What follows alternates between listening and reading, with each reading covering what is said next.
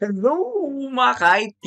Okay mga ka-IT, ang tagal kong hindi nakapag-upload. Super busy. May mga ginawa tayong sideline at saka sa work, sa study na rin. So, ayun, sasagutin lang natin yung mga questions sa TikTok account natin. Pero bago ang lahat mga ka-IT, unang-una, 10,000 followers sa TikTok. Super thank you sa mga walang sawang sumusuporta kay Pinoy IT Guy. Okay, goods na tayo.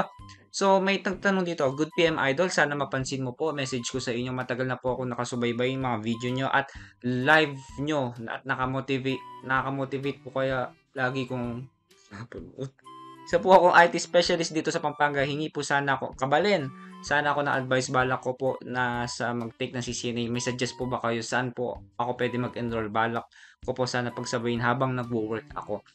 Ka-IT, alam mo, nasa point din ako na nasa corporate ko. Gusto ko mag-aral that time ng CCNA security. Ang hirap pagsabayin. Kasi, nagwo-work ka, tapos pag uwi mo ng bahay, pagod ka, wala ka ng oras mag-review. Pero, na-manage ko rin yun kasi, di ba, nakapag-take din ng CCNA security. Ganito gawin mo kung ako nasa pwesto mo. Maglaan ka, kahit at least 1 hour a day. Okay? Make it a discipline sa side mo. Okay? 1 hour a day. Tapos, yung curriculum ng CCNA, okay? Yung step by step na topic, pag-aralan mo. Huwag mong i-pressure yung sarili mo kasi unang-una may trabaho ka. And meron siyang follow-up question kasi hindi daw niya mabitawan yung work niya kasi doon siya kumukuha ng suporta, doon siya kukuha ng allowance. Maganda yung ka-IT. Unang-una, huwag mo mamadaliin yung job mo na IT specialist mong bibitawan kasi diyan ka kumukuha ng cash flow. Diyan ka kumukuha ng pondo mo. Magtabi ka, mag-set aside ka kahit magkano lang, okay? 500 or 1,000 pesos, magtabi ka doon para sa CCNA certificate mo. Pero, pwede mo rin i-consider yung Cisco Certified Network Technician or Cisco Certified Support Technician or CCST Networking or Cybersecurity kasi yun around 7,000 plus pesos lang sa atin. Kasi si CCNA around 17 to 18,000 pesos eh. Pero yun, it's up to you. I-check mo mabuti, i-review mo yung benefit nila. Pero yun nga, set aside ka ng 1 hour at least a day. Tapos, lahat ng pag-aaralan mo, i-take note mo. Tapos, everyday, basahin mo, scan mo lang. Okay? Makukuha mo rin, mapapasa mo rin. Madali na lang mag-test ng CCNA. So, kaya mo yan ka-IT.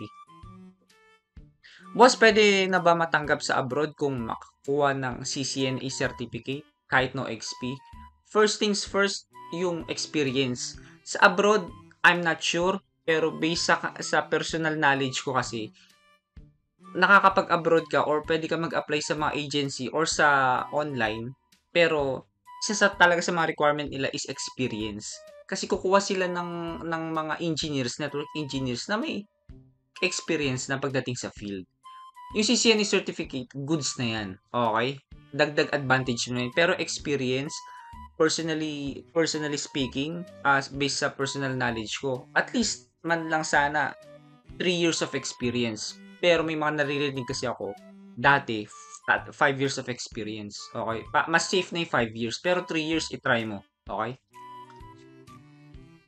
Hello sir, magandang gabi. I am a 25-year-old electrical engineer and gusto ko talaga sa tech field kaso hindi ko po talaga alam kung saan magsisimula or yung para bang syllabus na step by step na susundan or pagkakasunod-sunod na topics na dapat kong pag-aralan. Sobrang willing po ako talaga matuto. Basic HTML lang ang knowledge ko noong college. Your reply will be very much appreciated po. Thank you. Boss Dom, okay? Electrical engineer, bata. 25 years old, napakabata pa. Tech field, I assume network engineer yung pinupuntirya mo or network technician or cybersecurity. If ever network engineer sa IT, meron na akong YouTube vlog dyan. Panoorin mo yung ito, makikita mo sa screen, yung network engineer saan ba magi-start, okay? Tapos may dagdag pa akong tip. Okay, ka-IT, Boss Dom, type mo lang sa Google CCNA topic kasi hindi mo alam kung saan yung pagkakasunod-sunod, no? Ngayon, click mo to, magbe-base tayo palagi sa Cisco website. Okay, kasi ito yung mas updated talaga. Okay. So, ayan. Ito ang pagkasunod-sunod. Kung gusto mo mag-start sa tech field, particularly kung network engineer, I assume, kung mag-CCNA ka, Ito yan. So, network fundamentals, click mo to, drop down, yan. Tapos, explain the role, yan. Ito, dito ka magi-start. Okay, diyan ka magi-start. Okay, yan. Yan. Basahin mo yan. Okay, yan, basahin mo yan. Tapos, network access, yan, basahin mo yan. IP connectivity, yan, basahin mo yan. Yan, nandiyan lahat step by step, okay? So, ngayon mga ka-IT, may resources akong pwede mong i-kunin or kung mabibili mo siya. Ito siya. Ka-IT, okay? CCNA Cert Guide Library, okay? Yung libro mismo galing sa Cisco Press. Ito, yung 200-301 Volume 1 at saka yung Volume 2. Okay, yung Volume 1 kasi Volume 2 magkasama yun sa CCNA curriculum. Pwede kang tumingin sa amazon.com. Meron ako dito ka-IT. Meron ako dito, CCNP NRC. Okay. Ano na to? First edition na to. Alam ko meron yatang second edition. Binili ko lang to sa Facebook Marketplace. Pwede kang tumingin sa Amazon. Sa Lazada, not sure. Pero sa Amazon, for sure makakabili ka. Yung CCNA security, yung CCNA wireless ko, guys, ito pala.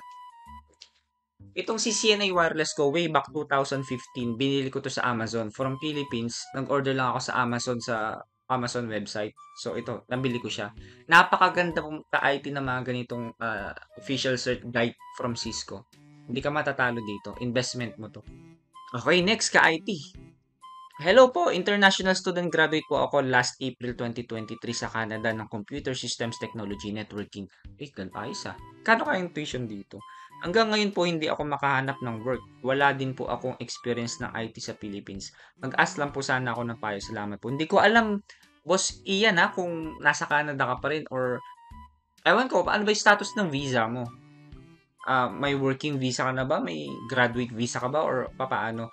Tapos, kung nasa Pilipinas ka ka-IT at wala, at may nag-graduate ka, ang laking advantage niyan. Kasi yung diploma na yan, dala-dala mo yan kahit saan ka magpunta. Ngayon, kung naghahanap ka ng IT job, napakadaming IT job na entry level. Kung may makita kang service desk, i-take mo siya. Okay? Kasi yun yung dumating na opportunity eh. Pero kung willing kang hindi mo na magtrabaho and mag-take ka ng certificate, for me, much better, okay? Review ka everyday, mag-take ka ng IT certification. Depende kung anong field mo. Well, kung networking tinapos mo, magandang i-pursue mo network engineer, di ba? So, it's either hanap ka ng first and entry-level job, service desk, or junior network analyst tulad nung nag-start ako noong 2012, or mag-take ka ng IT certification. Aside from your credentials, your graduate certificate, meron ka ring IT certification. So, yun yung option natin. Hello sir, I have been watching your videos from a long time. I wanted to always ask, how do you get CCNA certificate? Like, how do you study for it? And then, how do you apply for it? And then, get the exam? Hello? Ay, na ulit. So, IT, nag-start kasi ako, karirin yung CCNA or yung Cisco nung college ako. Kasi meron kaming course ng Cisco doon, yung Cisco NetCAD. So, from there, yun yung ginamit kong reviewer ko. Tapos, ka-IT promise, packet tracer every single day. Okay? Kung may mga viewers ako dito na kaklase ko or schoolmate ko ng college, alam niyo yan. Third year, fourth year college ako, way back 2011, di ba? Pag break time or pag lunch break, naka-packet tracer ako sa pavilion namin. So, packet tracer lang everyday, paulit-ulit subnetting. So, yun. Once na tingin mong prepared ka na, okay, pa-schedule ka ng CCNA certification exam. Pero payo ko lang, okay, lalo na kung may budget ka na, habang nagre-review ka, okay, magpa-schedule ka na. Kasi nandun yung sense of urgency. Okay? Nandun yung sense of urgency. Mahirap kasi yung nagre-review ka tapos hindi ka pa nakapa-schedule. Medyo may papetiks-petiks pa tayong mood, di ba? Pero kapag nagre-review ka, tapos at the same time, meron ka ng nakalaang schedule, nandun yung sense of urgency na talaga makapag-focus ka. So, resources sa internet, type mo lang sa YouTube, how to configure VPDU guard, how to VLAN trunking protocol, lahat makikita mo dun. Basta si Pinoy IT Guy na YouTube channel, makita mo na rin dun. Okay, so, Boss Idol, currently nag-aaral self-study. Bumili ako ng Taglish course kay Tech Academy. Sir, Billy Ramirez, and plan ko this year mag-take ako ng exam. Ano po ba ang tips nyo para pumasa? Need ko din po ba ng CCNA dumps? Actually, IT grad po ako, but first job ko po is content moderator. Ang gusto ko lang po sana manghingi ng tips kung anong mga next step pag natapos ko po yung course. Okay, una niya binanggit, ano po ba mga tips nyo para pumasa? Review every single day. Check mo yung CCNA website about yung topics, yung chapter by chapter, yung pinakita ko kanina. Need ko din ba ng CCNA dumps? Ka-IT, tanungin mo lahat ng mga network engineer, lahat familiar sa CCNA dumps. Pwede ka mag-practice ng mga practice question, exam question, pero lagi mo tatandaan mga ka-IT, kung gagamit ka man ng mga practice questions, make sure alam mo yung reason kung bakit ganun yung sagot. Alam mo yung reason, alam mo yung paano mag-configure. Kasi kahit makapasa ka mga ka-IT, kung umasa ka lang sa mga practice questions, tapos dumating sa technical interview at hindi mo nasa isip at nasa puso yung yung concept nun, mahirapan din tayo, di ba? Nagre-review ka ngayon, pa-schedule ka na a month, okay, or 2 months, 2 months from today. Okay, so pa-schedule ka na para may sense of urgency ka. Salamat, idol. Ayun, yun lang yung ano ko. Nakapag-enroll ka na sa other course, other curriculum. Subscribe ka lang din kay Pinoy IT Guy, okay? O so yun mga ka-IT, hopefully yung mga hindi ko na reply na mga tick messages nasagot ko dito, and hopefully may natulong ako, may nabigay akong tip, kahit simpleng tip lang, pwede nyo paniwalaan, pwede hindi nyo rin ako paniwalaan. Take nyo lang yung opinion ko, tapos kuha rin kayo ng mga opinion ng mga other network engineers, okay? So subscribe lang kayo, abangan nyo yung ating tutorial, and sobrang thank you mga ka-IT.